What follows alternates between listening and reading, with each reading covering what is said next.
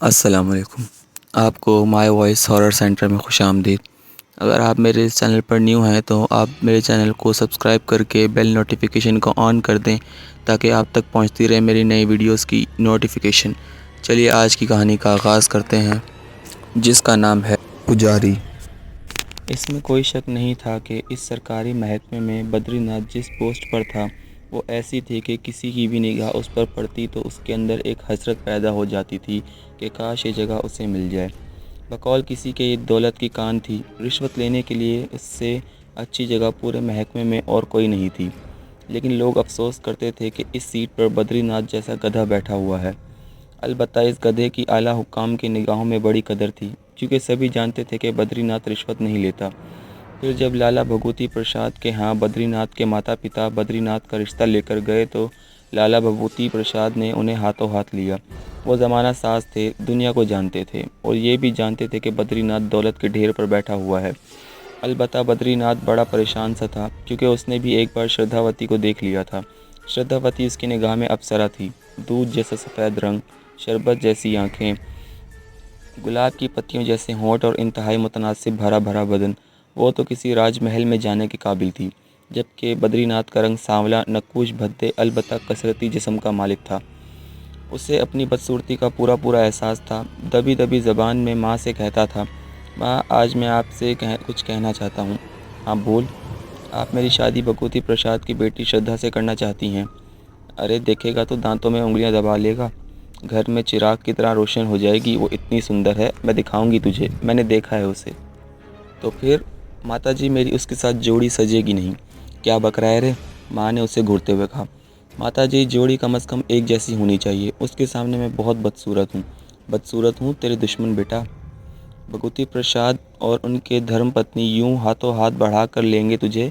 अरे आजकल अच्छे लड़के होते कहाँ हैं, और भगवती प्रसाद तो अच्छी तरह जानते हैं कि तू कितनी अच्छी जगह नौकरी कर रहा है। वो तो ठीक है माताजी, मगर श्रद्धा देख, बड़ों की बातें में दखल नहीं दिया करते। इतना अच्छा बेटा है तू मेरा, और अब तू मेरे रास्ते रोक रहा है। पर दिखावे के लिए बद्रीनाथ को भी साथ ले लिया गया था और बद्रीनाथ झिझकता झींपता वहां पहुंचा था। लाला भगवती प्रसाद के लिए बद्रीनाथ कोई अजनबी आदमी नहीं था। आप बड़ी आवभगत की उन्होंने, और फिर उन्होंने ये रिश्ता खुशी से मंजूर कर लिया। भाई महेंद्र नाथ, आपके बारे में भला छानबीन करने की क्या ज़रूरत है। हम खुशी से रिश्ता तुम्हें देते हैं। श्रद्धा चाय लेकर आई तो एक बार फिर बद्रीनाथ ने उसका चेहरा देखा। कुंदन की तरह दमक रही थी। उसके चेहरे पर गहरी संजीदगी छाई हुई थी। ये अंदाज़ा नहीं हो पा रहा था कि खुद उसके दिल में बद्रीनाथ के लिए क्या मुकाम है। रिश्ता मंजूर हो गया था, मगर बद्रीनाथ बहुत परेशान था। श्रद्धा भी उमंगों भरी थी। देख चुकी थी कि बद्रीनाथ किस शक्ल सूरत का मालिक है।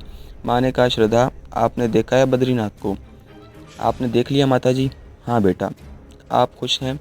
श्रद्धावती ने संजीदगी से पूछा। बेटा रिश्ते मिलते कहाँ हैं आजकल, और फिर बद्रीनाथ तो हीरा है, हीरा। सरकारी मुलाजिम, अपना घर, हर चीज़ ऐसी कि कहीं भी उसका रिश्ता जाएगा लोग उसे मंजूर कर लेंगे। श्रद्धा ने निगाहें उठाकर माँ को देखा। माँ की मजबूरियों का भी उसे एहसास था। ठंडी सांस लेकर खामोश हो गई। रिश्ता तय हो गया। अलबत्ता बद्रीनाथ ने एक मर्तबा श्रद्धा से खुफिया रब्ता कायम किया। मैं आपसे बात करना चाहता हूँ श्रद्धा जी। जी बताइए क्या बात है? श्रद्धा ने पूछा। क्या आप इस रिश्ते से खुश हैं? मेरी खुशी या नाखुशी से क्या होता है? मैंने महसूस किया है श्रद्धा जी कि आप इस रिश्ते से खुश नहीं हैं। आपने कैसे महसूस कर लिया? बस मेरी छठी ये बताती है। अपनी छठी इसको रोकिए। मैं एक मशरक़ी घराने की लड़की हूँ। माता पिता जो तय कर देते हैं वो ही ठीक होता है। श्रद्धा ने कहा। उसके दिल में गनूद गफूर के लिए बड़ी गुंजाइश थी। गफूर भी एक रिश्तेदार ही था और श्रद्धा से इसकी अच्छी खासी मुलाकात थी। गनूद वैसे भी मुल्क से बाहर बाहर था।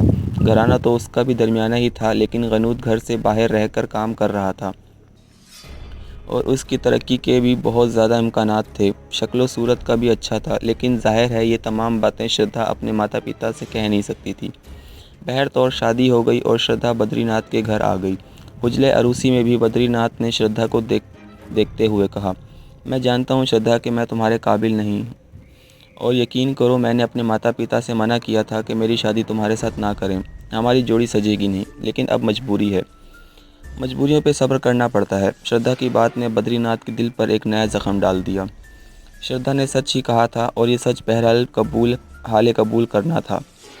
बहरहाल बद्रीनाथ ने श्रद्धा की हर चीज़ का ख्याल रखा और श्रद्धा ने भी बज़ाहिर ये महसूस होने ना दिया कि बद्रीनाथ उसे बिल्कुल पसंद नहीं है।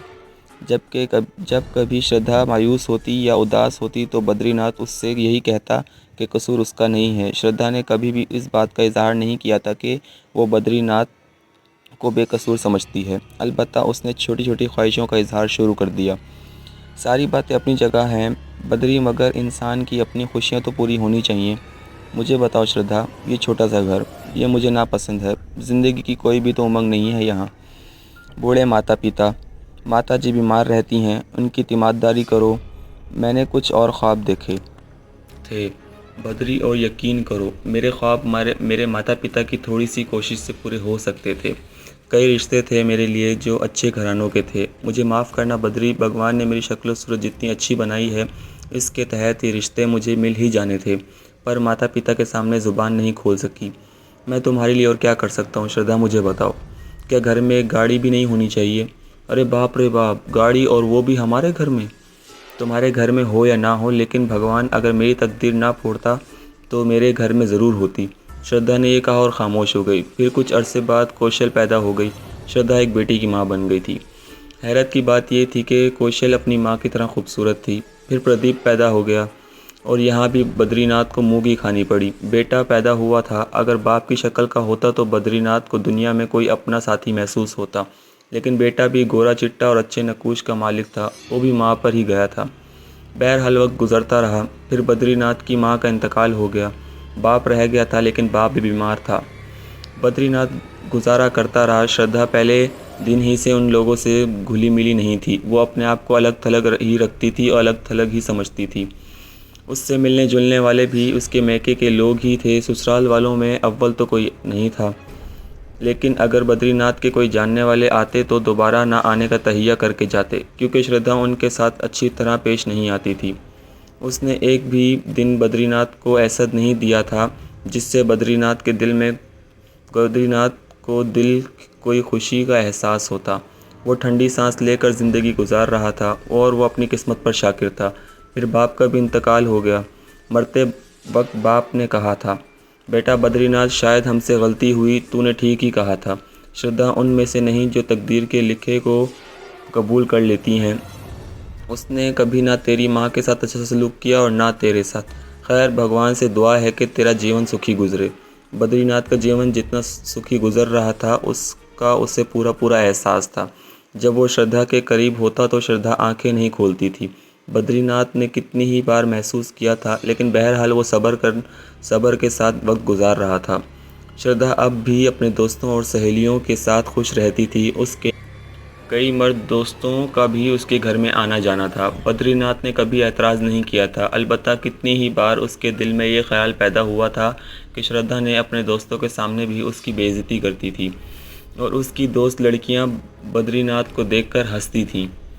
बद्रीनाथ की सेहत भी ख़राब हो गई थी। पहले वो तरोताज़ा था, रंग बेशक सांवला था, लेकिन जिस्म बहुत अच्छा था। अब उसके रुखसारों की हड्डियां उभरती आ रही थीं।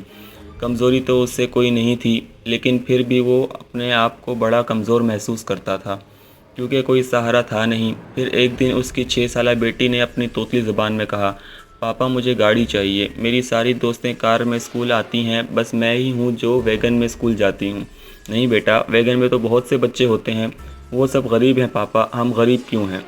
बद्रीनाथ के पास इस सवाल का कोई जवाब नहीं था। उसकी तरक्की भी हो गई थी और अब भी वो ऐसी सीट पर था कि अगर वो चाहता तो लाखों कमा सकता था। फिर कौशल ने एक दिन खाना पीना छोड़ दिया। मुझे कार चाहिए पापा, मुझे कार चाहिए। बद्रीनाथ की गर्दन झुक गई थी। फिर जब बाबू हफीज़ खान ने बद्रीनाथ से कहा, बद्रीनाथ वो नक्शा पास करा दो, मैं तुम्हें 5 लाख रुपए दूंगा। देखो बद्रीनाथ, बाल बच्चे वाले हो, मुझे पता है कि तुम रिश्वत नहीं लेते, लेकिन वक्त तो पहचान रहे हो। पूरी ज़िंदगी गुजार दी तुमने, नेक नामी तो पाली, और कमाया क्या? बद्रीनाथ ने गर्दन उठाकर उसे देखा। बेटी की आवाज़ कानों में उभरी और बद्रीनाथ ने कहा, ये पैसे आप मुझे मेरे घर पहुंचा दीजिए, और देखिए मैंने आपसे कुछ नहीं मांगा है। मेरे साथ कोई चालाकी करने की कोशिश मत कीजिएगा। अरे तुम परवाह क्यों करते हो? देखना किसी को कानो कान खबर नहीं होगी, और मैं तुम्हारे घर भी नहीं पहुंचाऊंगा पैसे। कोई खुफिया अकाउंट खोल लो, बस पैसे तुम्हारे अकाउंट में पहुंच जाएंगे। ये ज़्यादा अच्छा है। बद्रीनाथ को रिश्वत लेना नहीं आती थी, पर बहरहाल उसके पास चेक बुक और पासबुक पहुंच गई, जब जिसमें 5 लाख रुपए उसके अकाउंट में जमा हो गए थे, और ये अकाउंट बिल्कुल खुफिया था। फिर उस खुफिया अकाउंट में 10 लाख रुपए, 10 लाख, 20 लाख, 50 कार ख़रीद ली गई और मकान के बाहर प्लॉट ख़रीद कर उसकी तामीर शुरू कर दी गई। अब श्रद्धावती के चेहरे पर खुशी नज़र आने लगी थी, लेकिन बद्रीनाथ के साथ उसका सलूक अब भी अच्छा नहीं था। बद्रीनाथ अपने कामों में मसरूफ़ हो गया, रिश्वत आती रही और बैंक बैलेंस लाखों हो गया। कोई फ़िक्र, कोई परवाह नहीं थी, किसी किस्म की कोई मुश्किल भी पेश नहीं आती थी। बद्रीनाथ खुश नहीं था। माँ बाप की ज़िंदगी में उसने ये सब कुछ नहीं किया था, लेकिन औलाद ने उसे बुराई की जानिब सफ़र करने पर मजबूर कर दिया, और अब वो बाकायदा एक राशि अफसर था। उसके दिल पर न जाने कितने ज़ख्म आ चुके थे। सब कुछ मुहैया हो गया था, ज़िंदगी की हर चीज़ से घर भर गया था। इस ज़माने में लोग सिर्फ शान और शौकत से मरूब होते थे, कोई ये नहीं सोचता था कि शान और शौकत कहाँ से पैदा हुई। बद्रीनाथ को अब इसका भी अंदाज़ा हो रहा था। सबसे ज़्यादा गम उसे बीवी की बेइतनाई का था। श्रद्धा अब भी उसके साथ अच्छा सलूक नहीं करती थी, दूसरों के साथ हंसती मुस्कुराती, लेकिन जैसे ही बद्रीनाथ सामने आता तो सुन जाता, उसका चेहरा सुन जाता। कभी भी उसके लहजे में मोहब्बत की शरीनी पैदा नहीं हुई थी। कभी कभी बद्रीनाथ अपने माँ बाप के बारे में सोचता था। बाज़ औक़ात माँ बाप के गलत फ़ैसले किस तरह ज़िंदगी को ज़ख्म बना देते हैं। वो उन ज़ख्मों से चूर था। तन्हाइयों में अक्सर वो सोचता रहता था कि उसके सारे मामले में मेरा क्या कसूर है। कभी कभी वो मंदिर में जाकर भगवान के चरणों में बैठ जाता था और भगवान से पूछता था कि भगवान, क्या ज़िंदगी ऐसे भी गुजर सकती है। अंदर से बिल्कुल टूट फूट का शिकार हो चुका था। वो बज़ाहिर सेहत अच्छी थी, लेकिन दर हकीकत वो बीमार था। और फिर बुरे काम का बुरा नतीजा सामने आया। किसी ने उससे दुश्मनी बांध ली और आखिरकार एंटी करप्शन वालों ने उसे रिश्वत लेते हुए रंगे हाथों पकड़ लिया और बद्रीनाथ गिरफ्तार हो गया। जब एक बार बात खुल जाती है तो फिर बहुत सी बातें सामने आती रहती हैं। उसके असासे वगैरह के बारे में मालूमात हासिल की गई। पहले क्या था और अब क्या हो गया। दुश्मनियाँ खुद ब खुद शुरू हो जाती हैं। न जाने कौन दुश्मन था, कौन दोस्त था। बहरहाल बद्रीनाथ पर मुकदमा चला, नौकरी भी हाथ से गई और 2.5 साल की सज़ा हो गई। उसके साथ ही 10 लाख रुपए का जुर्माना हुआ था। बद्रीनाथ जेल में पहुंच गया। ये सब कुछ होना था। मैं किससे क्या कहूँ। मेरा कोई दोस्त नहीं था। माताजी पिताजी अपनी खुशी पूरी करके आप तो स्वर्ग सुधार गए, मेरे लिए क्या कर गए हैं। ये आपने देखा, कर्ज़ वसूल कर लिया आपने अपनी ममता का और पिताजी ने अपनी शफ़क़त का। ठीक है, मैं कर्मो जला हूँ, वो सोचता। 2.5 साल, पूरे 2.5 साल। श्रद्धा की बेतनाई आकाश तक पहुँच गई थी। सिर्फ दो बार वो उससे मिलने के लिए आई थी। 2 साल 4 महीने की सज़ा पूरी हो चुकी थी। सिर्फ 2 महीने बाकी रह गए थे। इस साल जब यौम आज़ादी आया तो 15 अगस्त को उसकी रिहाई का भी ऐलान कर दिया गया। पहले भी यौम आज़ादी पर कुछ मुजरिम आज़ाद हुए थे, लेकिन उसका नाम नहीं आया था। अलबत्ता उसका नाम लिस्ट में शामिल कर लिया गया था। उसे 2 माह पहले आज़ाद कर दिया गया। खुशी का सैलाब उमड़ आया था। इतने अरसे बच्चों को भी नहीं देखा था। घर याद आता था तो आंसू बहाने के अलावा कुछ नहीं कर सकता था। चोरी छुपे घर में दाखिल हुआ, ये सोच कर के अचानक बच्चों और श्रद्धा के सामने जाएगा। घर अजनबी अजनबी लग रहा था। दबे कदमों आगे बढ़ता रहा। बच्चों की आवाज़ भी नहीं आ रही थी, पता नहीं कहीं गए हुए होंगे। लेकिन बेडरूम से आवाज़ें उभर रही थीं, और ये आवाज़ें कुछ अजीब सी थीं। वो ठिठक गया। उनमें एक आवाज़ तो श्रद्धा की थी और दूसरी आवाज़ अजनबी थी। मौका देखकर उसने अंदर झांका, और जो कुछ उसने अंदर देखा उसे देखकर एकदम से दिलो दिमाग में तूफ़ान बरपा हो गया। वो मंज़र अच्छा नहीं था। श्रद्धा के साथ उसका कज़न गफ़ूर मौजूद था, और दोनों जिस आलम में थे उसे देखकर बद्रीनाथ का कलेजा खून हो गया। गफ़ूर कह रहा था, श्रद्धा देवी, आज़ादी की खुशी में आज आप कुछ ज़्यादा ही खुश नहीं हो गई। गफ़ूर, अगर ये बच्चे ना होते ना तो भगवान की सौगंध मैं तुम्हारे साथ निकल जाती। कितना शौक़ है मुझे बाहर की दुनिया देखने का। बच्चे अपने माता पिता के हवाले कर दो, चलो मेरे साथ। 2 महीने बाद वो मनहूस भी जेल से आज़ाद होकर मुझ तक पहुंच जाएगा। लानत भेज दो उस मनहूस पर। बल्कि मैं तुम्हें बताऊं, उसकी छुट्टी क्यों नहीं करा देती तुम। नहीं यार, ऐसी बात मत करो। ख़ामख़ाह मुझे डर लगता है, मगर मुझे नहीं लगता। बहुत देर तक वो उन दोनों की बातें सुनता रहा, फिर उसी तरह दबे पांव वापस पलट पड़ा। 2 महीने पहले रिहा होने की खुशी ख़त्म हो गई और भी बहुत कुछ ख़त्म हो गया था। 2 दिन तक वो मारा मारा फिरता रहा।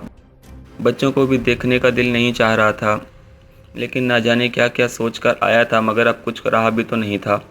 2 दिन तक मारे मारे फिरने के बाद आखिरकार उसने फिर घर का रुख किया और इस बार वो बाकायदा घर में दाखिल हुआ था। हैरत की बात यह थी कि कौशल और प्रदीप ने भी उसे देखकर किसी खुशी का इजहार नहीं किया था और श्रद्धा उसे देख अलबत्ता चौंकी थी। तुम आ गए? नहीं आना चाहिए था, उसने दुख भरी मुस्कुराहट से पूछा। नहीं, मेरा मतलब है कि अभी तुम्हारी रिहाई में कुछ वक्त था। हाँ, बस रिहा हो गया, क्या किया जा सकता है, उसने जवाब दिया। चलो ठीक है, बच्चों से मिल लो, श्रद्धा सपाट लहजे में बोली। प्रदीप और कौशल ने उसे देखा और बस देख कर रह गए। ना वो उसकी जानिब दौड़े थे, ना उन्होंने किसी रग़बत का इजहार किया था। नौकरी तो खैर ख़त्म हो ही गई थी, श्रद्धा घर में ही कम रहती थी। श्रद्धा, तुम कहाँ चली जाती हो? बच्चे अकेला महसूस नहीं करते अपने आप को?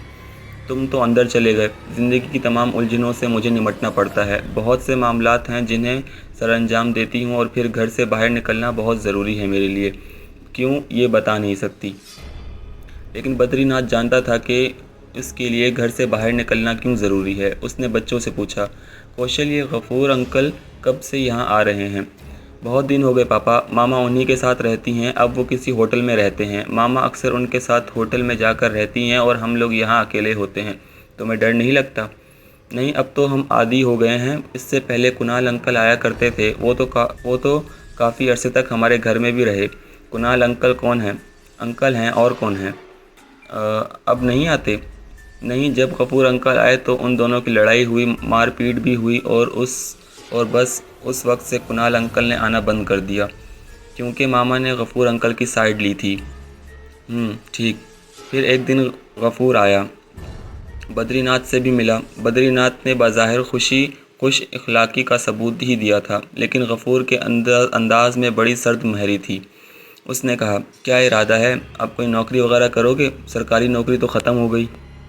हाँ, कुछ ना कुछ तो करना ही पड़ेगा, बद्रीनाथ ने कहा। बाहर जाना चाहो तो मैं तुम्हें बाहर भिजवा सकता हूँ। नहीं, 2.5 साल घर से बाहर गुजार कर आया हूँ, अब घर में ही रहूँगा। फिर इस रात बद्रीनाथ अपने कमरे में सो रहा था। श्रद्धा अब उसके पास नहीं हुआ करती थी। रात को तारीकी में एक साया बद्रीनाथ के कमरे में दाखिल हुआ। बद्रीनाथ जाग रहा था, लेकिन कमरे में नीम तारीकी फैली हुई थी। साये ने चेहरे पर कपड़ा लपेटा हुआ था। बद्रीनाथ ने उसके हाथ में खंजर देखा और बद्रीनाथ एकदम संभल गया। उसने कंबल पैरों पर डाला हुआ था। जैसे ही साया उसके करीब पहुंचा, उसने दोनों हाथों और पैरों की मदद से कंबल साये पर उछाला और उसके बाद उसे दबोच लिया। बद्रीनाथ उस साये से ज़्यादा ताकतवर था। थोड़ी देर बाद उसने साये को बेबस कर दिया। इतनी देर में श्रद्धा भी अंदर आ गई और उसने अपने हाथों में पीतल का वज़नी गुलदान पकड़ा हुआ था। जैसे ही बद्रीनाथ ने साये का चेहरा खोला, श्रद्धा ने पीतल का गुलदान से उस पर हमला कर दिया। ये अलग बात है कि गुलदान बद्रीनाथ के बजाय उस साये के कंधे पर पड़ा था और उसके हलक से एक कर्बनाक आवाज़ निकल गई थी। बद्रीनाथ उछलकर खड़ा हो गया और उसने तेज़ बल्ब रोशन कर दिया।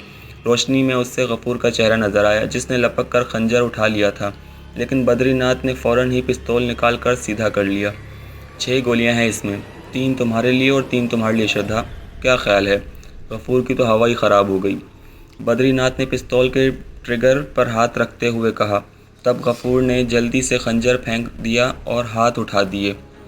तुम दोनों का खेल तो मैं बहुत अरसे से देख रहा हूँ। बहुत सारी बातें पता चल गई हैं मुझे गफूर। गलती तो यकीन करो मेरी नहीं थी, मेरे माता पिता और श्रद्धा के माता पिता की थी। मैं खुद श्रद्धा से शादी नहीं करना चाहता था। मैंने उससे कहा था कि श्रद्धा, मैं ये नहीं कर रहा, मेरे माता पिता कर रहे हैं। खैर चलो छोड़ो, बहुत पुरानी बात हो गई। गफूर, अब तुम एक काम करो, श्रद्धा को लेकर यहाँ से निकल जाओ। जहाँ जाना चाहो चले जाओ। ना मैं पुलिस में रिपोर्ट दर्ज कराऊंगा, ना तुम दोनों को तलाश करूंगा, ना किसी को इत्तला दूंगा। बस मेरे बच्चों को मेरे पास रहने दो, मैं उन बच्चों की परवरिश करूंगा और बस। बोलो क्या कहते हो, सौदा करोगे? गफूर ने कोई जवाब नहीं दिया। श्रद्धा, मेरी मानो, मैं तुम्हें इजाज़त दे रहा हूँ। इससे अच्छा मौका तुम्हें नहीं, ज़िंदगी में दोबारा नहीं मिलेगा। निकल जाओ यहाँ से, तुम्हारे हक़ में बहुत अच्छा रहेगा, वरना हो सकता है कि मेरी नीयत भी बदल जाए। आखिर मैं भी इंसान ही हूँ और मैंने ज़िंदगी भर तुम्हारे साथ निभाह किया है, गफूर ने कहा। मैं सोच कर बताऊँगा, लेकिन एक वादा करो कि श्रद्धा को कोई नुकसान नहीं पहुंचाओगे। श्रद्धा इतनी सुंदर है कि कोई इसको नुकसान पहुंचाने का सोच कर भी नुकसान पहुंचा नहीं सकता। बद्रीनाथ ने प्यार भरी निगाहों से श्रद्धा को देखते हुए कहा और उसके बाद वो अपना फ़र्ज़ निभाने लगा। घर के हालात बहुत बेहतर थे। रिश्वत से जो कुछ कमाया था उसे दुनिया की निगाहों से छुपा कर रखा था। श्रद्धा की खिदमत करने लगा। उसने गफ़ूर के बारे में एक लफ्ज़ भी श्रद्धा से नहीं कहा था, ना ही उसे ये बताया था कि बच्चे उसके बारे में और भी बहुत कुछ बता चुके हैं। लेकिन श्रद्धा किसी तरह सीधी नहीं हुई थी। वो कोशिश करता रहा, देखता रहा, मरता रहा, लेकिन श्रद्धा के अंदाज में कोई तब्दीली कभी रोनुमा ही नहीं हुई और उसका दिल खून होता रहा। फिर एक दिन भगवती प्रसाद अपनी धर्मपत्नी के साथ आए और श्रद्धा ने उनका खूब स्वागत किया। मुझे पता था कि तुम आ गए हो, पर यहाँ आते हुए हमें शर्म आती थी। तुम जेल यात्रा करके जो आए हो, आखिर कहलाओगे तो मेरे ही जवाई। पिताजी, ये आपकी बेटी के श्रद्धा के कारण है। क्या मतलब है तुम्हारा? क्या तुम श्रद्धा पर कोई बुराई करना चाहते हो हमसे? श्रद्धा की कोई बुराई करना चाहते हो हमसे? हाँ पिताजी, मजबूरी है, बताना पड़ेगा आपको।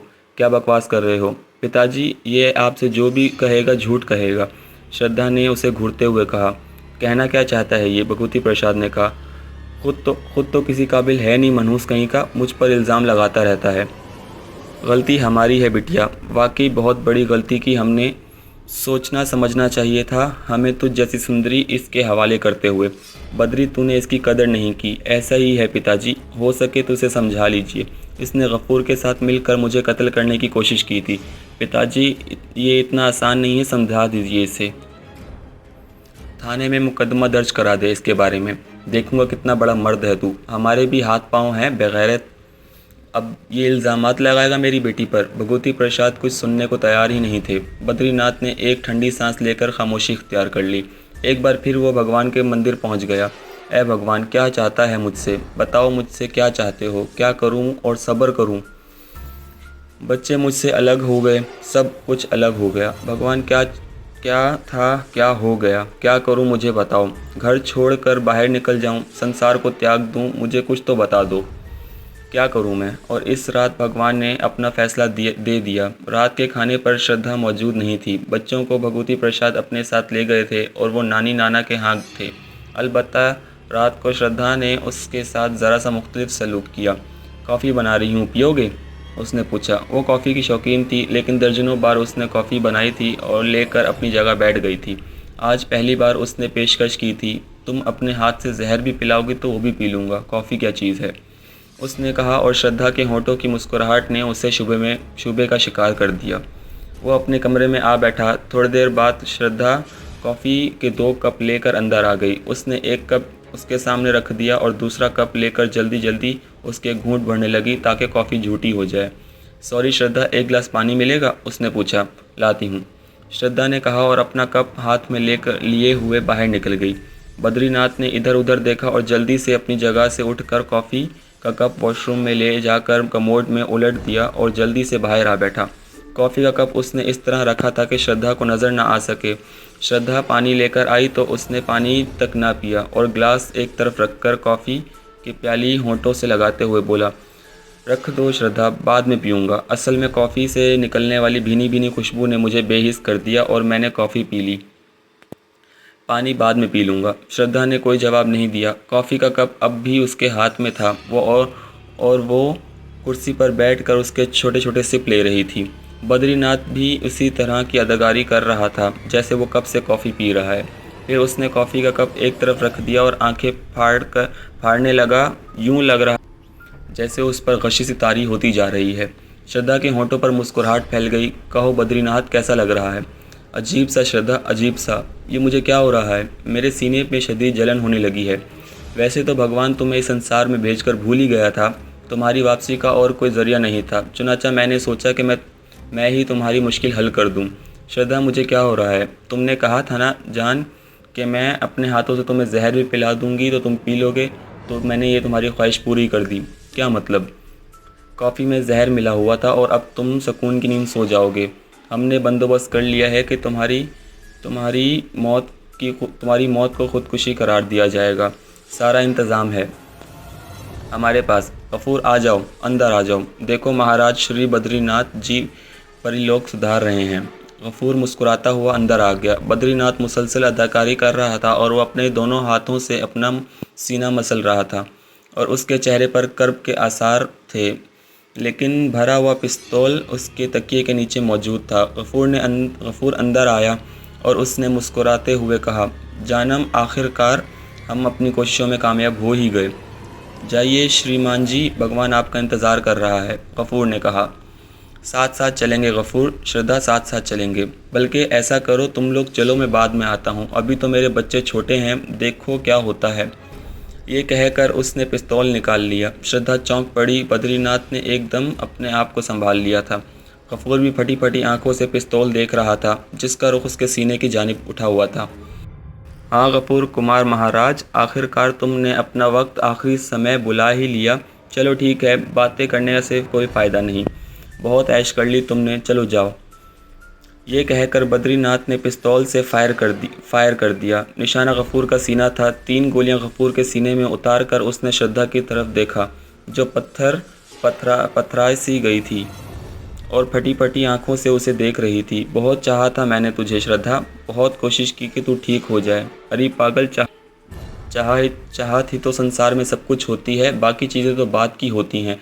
चेहरे कुछ नहीं होते, चेहरे कुछ भी नहीं होते। उसने तो, अब तू देख, तू कितनी सुंदर है, मगर अब कुछ देर में खून से रंगी होगी।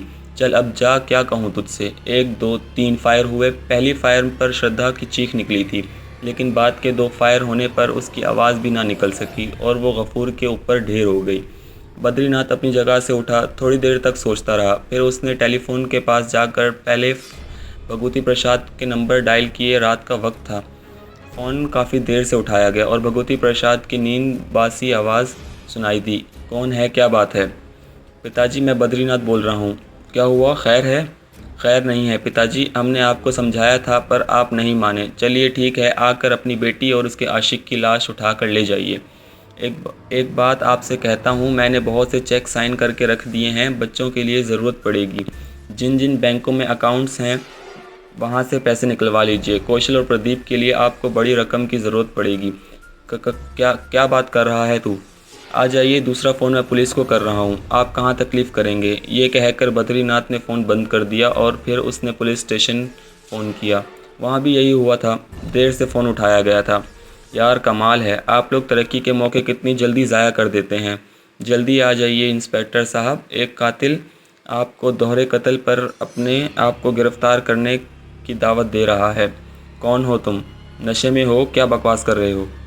ये पता नोट कीजिए और पुलिस की नफरी के साथ आ जाइए। कातिल को गिरफ़्तार करने में आपको वक़्त नहीं होगी, क्योंकि मैं खुद ही बोल रहा हूँ। आ जाइए, सारी बातें बाद में होंगी।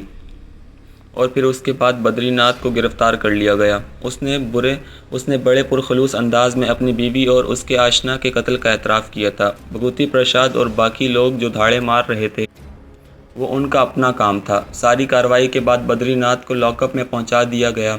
7 पेशियां हुई और 8वीं पेश पर उसे उम्र कैद की सज़ा दी गई। चूँकि कत्ल बीवी के गुनाह पर हुआ था, इसलिए वकील उसे सज़ाए मौत से बचाने में कामयाब हो गया था। 14 साल, पूरे 14 साल। अब ये 14 साल उसे जेल में गुजारने थे और सब कुछ भुला देना था। वो जानता था कि भगवती प्रसाद कौशल और प्रदीप को अपनी तहवील में ले लेंगे। लाखों रुपया मौजूद है उनके पास उनकी तालीम और तरबियत के लिए। फिर जेल में आने के बाद उसने सोचा कि सब कुछ एक खेल है, धोखा है, सब कुछ कोई किसी का नहीं होता, बस गुज़रती जाती है गुज़रने वाली चीज़। संसार में कोई किसी के लिए कुछ नहीं कर सकता। बेकार है किसी को याद करना। रोना पीटना, दिल पर इतने ज़ख्म थे कि उठते बैठते सीना दुखता रहता। जेल में ज़िंदगी गुजर रही थी। फिर तकरीबन 1.5 या 2 साल जेल में गुजर चुके होंगे कि चरण नंदी जेल में आए। बाबा चरण नंदी ना जाने किस जुर्म में अंदर आए थे, देवता समान थे। हर एक के साथ मोहब्बत और प्रेम से पेश आने वाले उससे भी उनकी मुलाकात हुई और चरण नंदी ने बड़ी हमदर्दी की निगाहों से उसे देखा। तेरे अंदर जो ज़ख्म पल रहे हैं, उनका अंदाज़ा तेरे चेहरे से ही हो जाता है। छोड़ सारे संसार को, बेकार है सब कुछ। हाँ बाबा, आप ठीक कहते हो। आप किस जुर्म में अंदर आए हो? जवाब में चरण नंदी हंस पड़ा, फिर बोला, जुर्म करने वाले कभी अंदर नहीं आते, वो ही आते हैं जो जुर्म नहीं करते। उनका आखिरी जवाब था।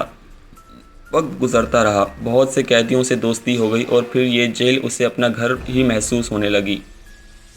कुछ याद नहीं आता था, सब कुछ भूलता जा रहा था। न जाने कितना अरसा गुजर गया, बुढ़ापा उसके अंग अंग से उमड़ आने लगा था। चेहरे और हाथ हाथ पाँव की खालें सिकुड़ गई थीं, झुर्रियाँ लटक रही थीं, बदन सूख गया था। खुद अपनी शक्ल कभी उससे पहचानी नहीं जाती थी। चरण नंदी से अक्सर उसकी मुलाकात होती रहती थी, फिर दुनिया भर की बातें होती थीं। चरण नंदी ने उससे पूछा, तेरी रिहाई कब हो रही है? हैं? वो हैरत से चौंक पड़ा।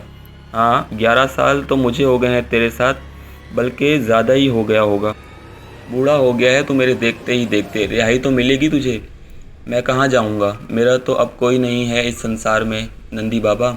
संसार में कोई किसी का नहीं होता, बस सब अपने तौर पर आते हैं और अपने तौर पर चले जाते हैं। पूरा संसार भरा पड़ा है, जीवन खोने की चीज़ नहीं है। जहाँ से जो कुछ मिले पा लो, फिर जो भगवान की मर्ज़ी हो भगवान के चरणों में चले जाओ। भगवान है बाबा?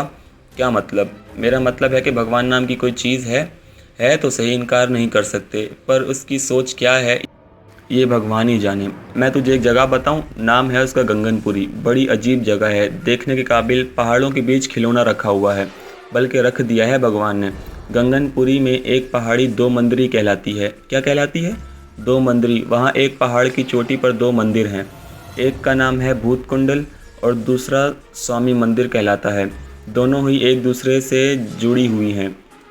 दरवाजे दो तरफ से हैं, लेकिन बीच में दीवार नहीं है।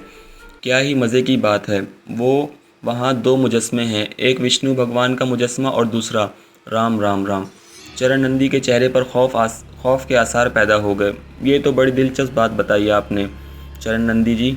ये दो मंदिरी क्या है? कहा ना, गंगनपुरी की एक पहाड़ी पर ये दो मंदिरी बनी हुई है। बस यूँ समझ लो कि नेकी और बद्दी के दरवाजे। एक में मैंने तुझसे कहा विष्णु भगवान की मूर्ति है, तो उसी के पीछे शैतान का बुत है। कहा जाता है कि शैतान जिस दिन विष्णु भगवान का जन्म हुआ था, उन्हें नुकसान पहुंचाने के लिए उन तक पहुंचा था, पर भगवान ने उसे वहीं मुकीद कर दिया। अब एक जगह जहां विष्णु भगवान का मुजस्मा है, तो पीछे शैतान का हैबतनाक मुजस्मा भी मौजूद है। नेकी और बद्दी की ये दो अजीबो गरीब है कि ये जगह अजीबो गरीब है। यहाँ नामुरादियों और महरूमियों के शिकार मायूस नौजवान और अपनी इज्जत व इस्मत की मोती लुटाने वाली दोशीज़ाएँ आती हैं और ख़ुदकुशी से पहले विष्णु भगवान से मदद मांगती हैं। जब वहाँ से कुछ जवाब नहीं होता तो उस बुत के आगे जो शैतान का मुजस्मा है, सजदा करके अपनी रूहों की निजात की दुआएं मांगा करती थीं और फिर वहाँ उस पहाड़ की चोटी से छलांगे लगा देती। बड़ी पुरस्रार कहानियाँ लिखी हुई हैं इस दो मंदिरी के बारे में। मैंने एक मर्तबा देखा था उसे। बस तो तू ये समझ ले कि वहाँ से नेकी और बद्दी के फ़ैसले हो जाते हैं। बहुत से ऐसे मंश जो फ़ैसला नहीं कर पाते, वहाँ फ़ैसला करने में कामयाबी पाते हैं। वो तो बड़ी अजीब जगह है, बद्रीनाथ ने मुतासिर होकर कहा। बात आई गई हो गई। फिर एक दिन सुपरिटेंडेंट जेल ने बूढ़े बद्रीनाथ को अपने पास बुलाया और हाँफता कांपता सुपरिटेंडेंट के पास पहुंच गया। बद्रीनाथ, आज तुम्हारी कैद का आखिरी दिन है। बस यूँ समझ लो कि अब तुम इसके बाद जेल की कोठरी में नहीं जाओगे, बल्कि यहीं से अकबी जेल के बाहर पहुंचा दिया जाएगा।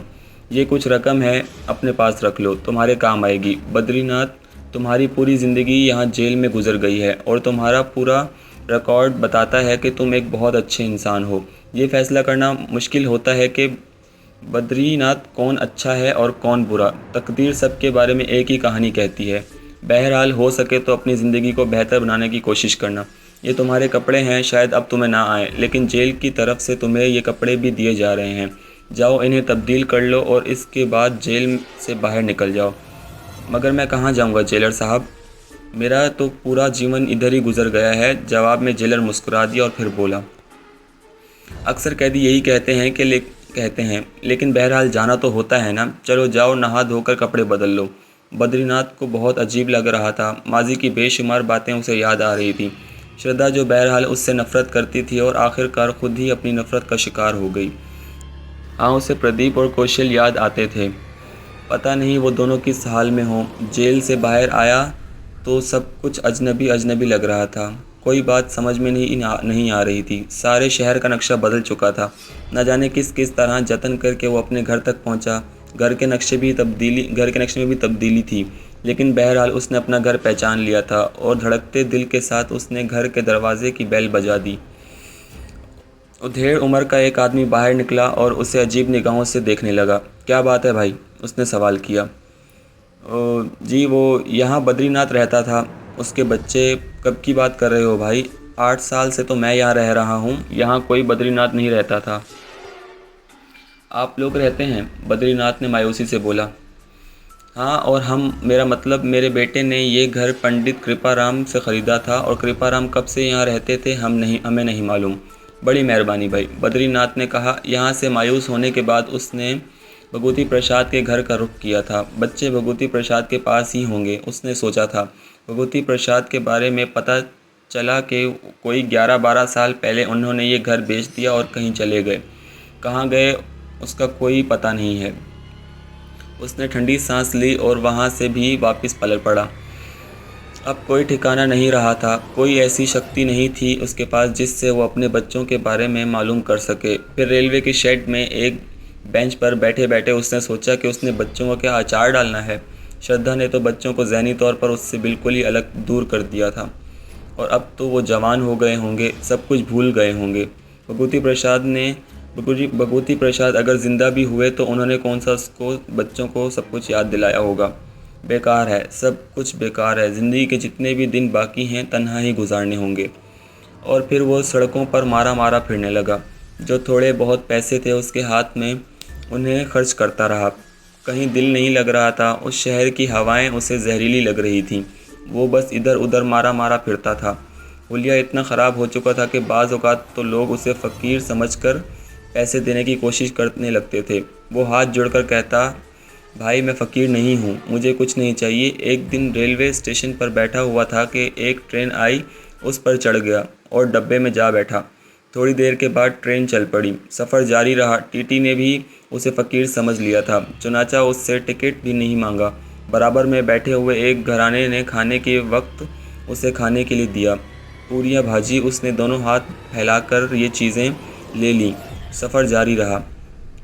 उस वक्त रात के 3 बजे थे जब ट्रेन एक स्टेशन पर रुकी। बस यूं ही उसने बाहर निगाह डाली थी। रेलवे स्टेशन पर जो बोर्ड लगा हुआ था उस पर गंगनपुरी लिखा हुआ था और अचानक ही उसे चरण नंदी की बात याद आ गई। कोई मंजिल तो थी नहीं, ना कोई ठिकाना था कि कहीं मखसूस जगह पर जा रुकता।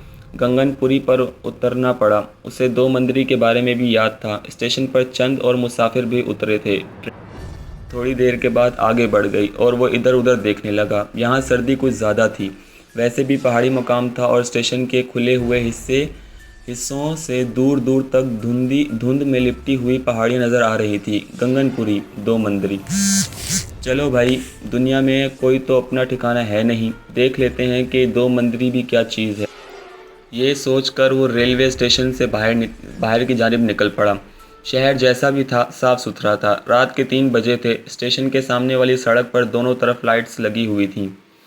उसने सोचा कि रात के 3 बजे तो कहीं जाना मुनासिब नहीं है। एक जगह बरगद के दरख्त के नीचे कुछ लोग लंबी तान कर सो रहे थे। वो उसी बरगद के दरख्त की जानिब बढ़ गया और उसने अपने लिए भी एक जगह मुंतखब कर ली। करीब वो जवार में सुर्ख ईंटें पड़ी हुई थीं।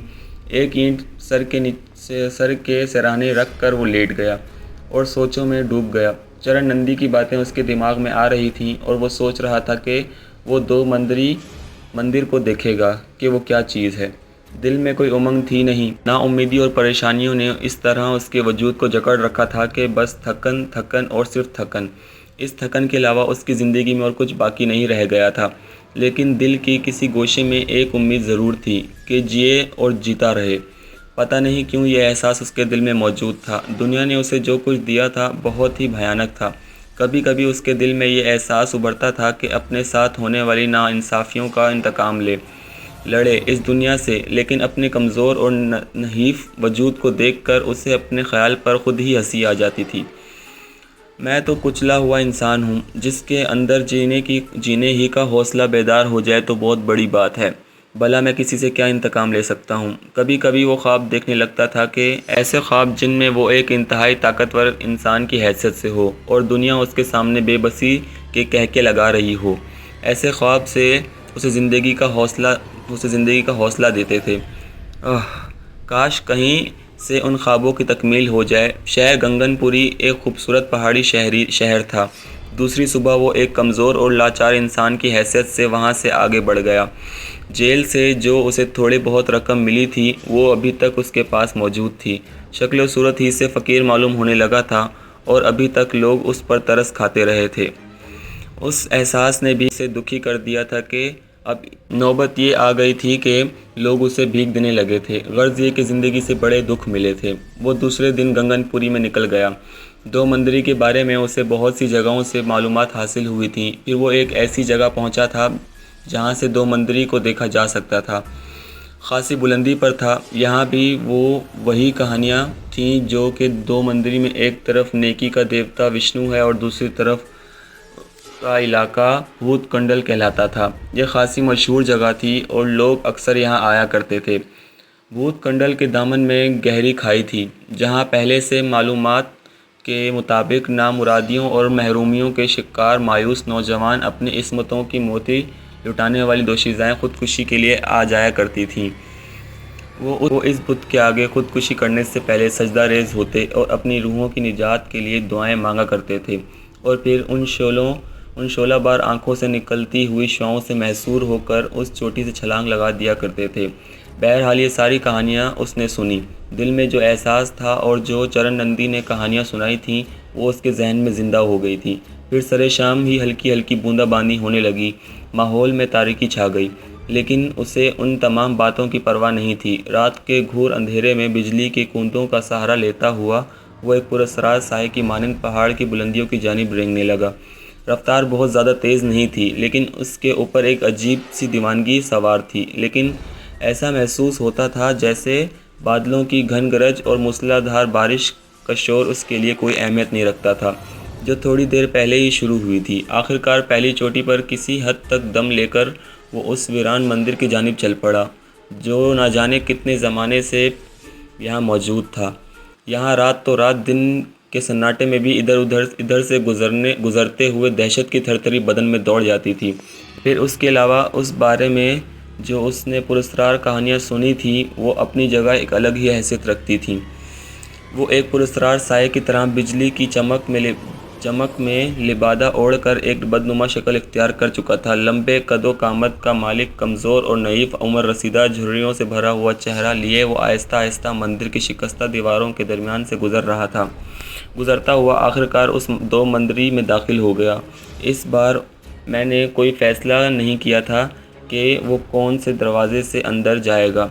बस जो पहला दरवाज़ा उसे नज़र आया वो उसी से अंदर दाखिल हो गया और फिर उसने उस मुजस्मे को देखा जो तकरीबन 8 फुट बुलंद। ये देव कामत जो मुजस्मा पत्थरों से तराशा गया था।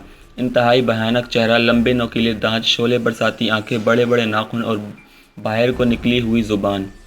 कहा जाता था कि देवताओं ने किसी ख़ास दिन इस शैतान को यहाँ कैद कर दिया था और इसके बाद से उसने यहीं अपना मस्कन बना लिया था। वो उस खौफनाक मुजस्मे को देखता रहा जिसे देखकर दिल पर इंतहाई हैबत तारी हुई थी। फिर वो घूमकर दूसरी तरफ आया। यहाँ विष्णु भगवान का मुजस्मा मौजूद था। आहिस्ता आहिस्ता उसके अंदर एक एतमाद, एक खुददारी बेदार होती चली गई। उसे यूं लगा जैसे उसके कमज़ोर और नातवां जिस्म में एक और रूह दाखिल हो गई हो, एक ताकतवर और तवाना रूह जो अपने बारे में ख़ुद भी फैसले कर सकती हो।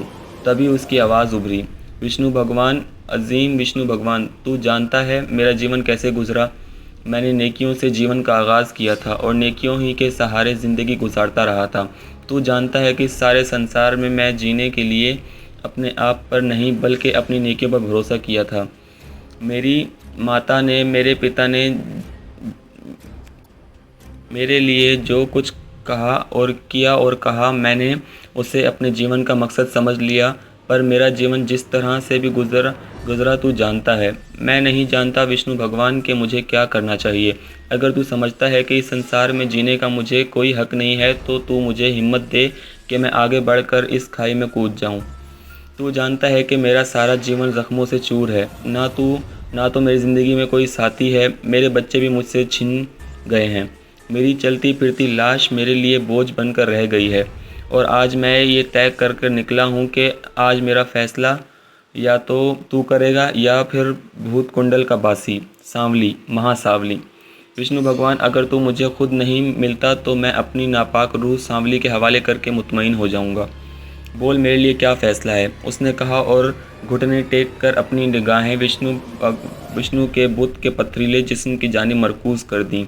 लेकिन ना तो कोई तब्दीली हुई, ना ही कोई आवाज़ उभरी।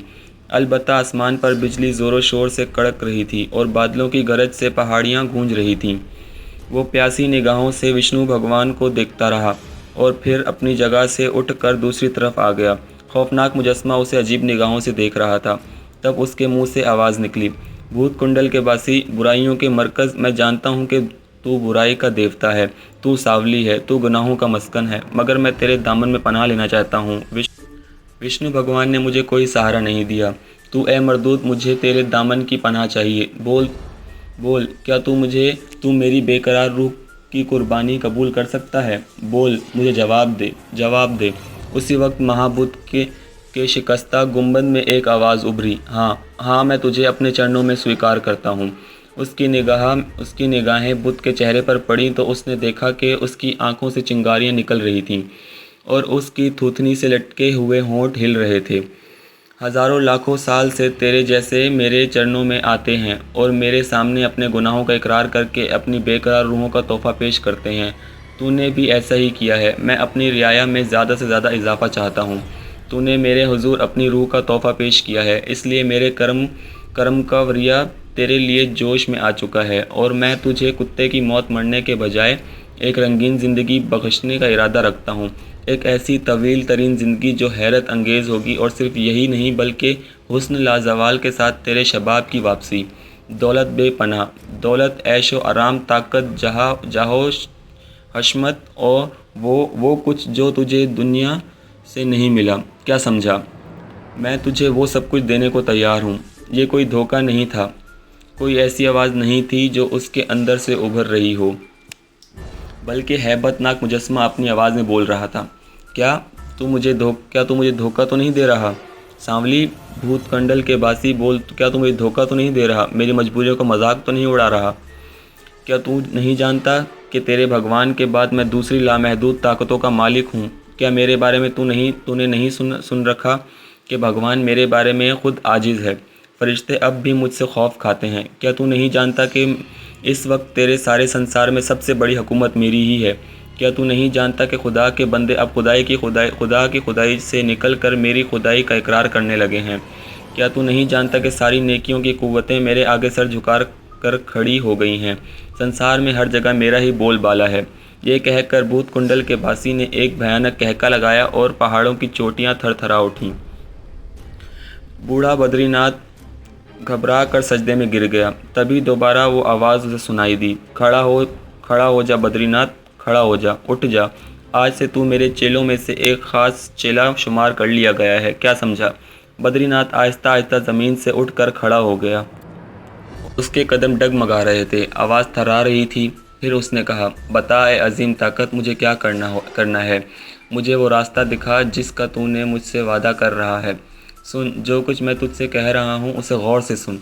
तुझे 7 अछूती कवारियाँ मेरे हजूर भेंट चढ़ानी होंगी। वो पाक दामन दोशीज़ाएँ जो तेरे दामे मोहब्बत में दिलो जान से गिरफ़्तार होकर अपना तन मन धन सब कुछ तेरे चरणों में निछावर करें, और उसके लिए मेरा पूरा ताउन तुझे हासिल होगा। तुझे नई ज़िंदगी, नई जवानी मिलेगी और तेरे हुस्न में एक ऐसी मकनातीसी क़ुव्वत पैदा हो जाएगी कि जिसके ताब लाना कवारियों के बस की बात नहीं होगी। मगर शर्त यह है कि कदम ना डगमगाएं। तू उन्हें धोखा देता रहे, गज़ब ही गज़ब होगा, गज़ब ही गज़ब होगा। तूने अपनी ज़िंदगी जिस अंदाज़ में गुजारी है, लोगों ने तेरे चेहरे का जितना मजाक उड़ाया है, ख़ुद तेरी बीवी ने जो निगाहें भर कर तुझे नहीं देखती थी, तुझे ठुकराया है, अब तुझे उसका पूरा सिला मिलेगा। जो कोई तुझे देखेगा तेरा दीवाना हो जाएगा, और ये तेरी नहीं मेरी कुव्वत होगी। और जैसा कि मैंने तुझसे कहा कि मुझे 7 पाक दामन दोशीज़ाओं का बलिदान देना होगा, उनकी कुर्बानी देनी होगी मुझे।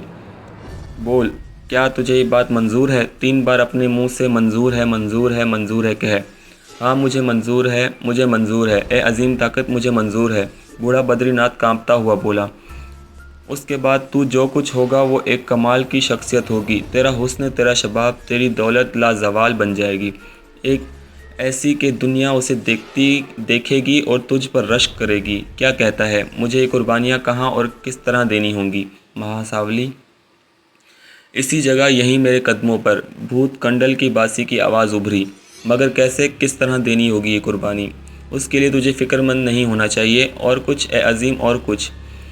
हाँ, अपना हाथ मेरे हाथ में दे और वादा कर, तू अपने अहद पर कायम रहेगा। मुजस्समे को एक बार फिर हरकत हुई और बूढ़े बद्रीनाथ ने अपना कांपता हुआ हाथ आगे बढ़ा दिया।